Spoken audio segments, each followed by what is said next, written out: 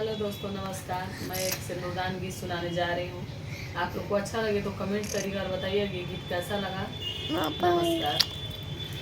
कहाँ के सिंघोरवा दुल्हा, कहाँ के सिंदूर हो, के करे कहले पर से नूरा, बिटिया पे डर हो, के करा कहले पर से नूरा, बिटिया पे डर हो। अवध सिंघोरवा सासू, अवध के सिंदूर हो, अवध सिंघोरवा सासू, अवध सिंदूर हो।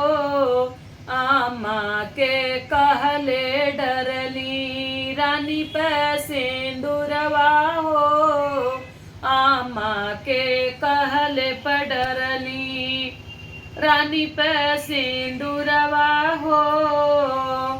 तनना बीरान भैया, कुसुम रंग चदरिया हो, तनना बीरान भैया, कुसुम रंग चदरिया हो। ओही में छिपाई द भैया, दुलरी बहिनिया हो, ओही में छिपाई दे भैया, दुलरी बहिनिया हो। कहाँ गईनी अपन पापा जी, करी कन्यादान हो, धिया दान करत बेटी, हटला कर जवा हो, दिया दान करत बेटी, हटला कर जवा हो। पापा के रोवले उमड़े गंगा जमुनवा हो, पापा के रोवले उमड़े गंगा जमुनवा हो। मम्मी के रोवले बेटी, सागर उमड़े हो, मम्मी के रोवले बेटी, सागर उमड़े हो।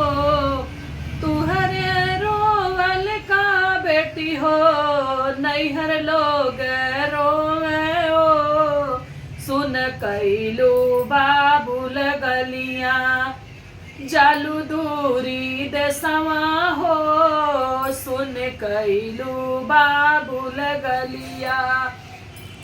तुहरे रोवल का बेटी, नैहर लोगवा रोवे हो, सुन कैलू भैया गलिया, जालू दूरी देसवा हो, सुन कैलू बीरन गलिया, जालू दूरी देसवा हो, सुन कैलू चाचा गलिया।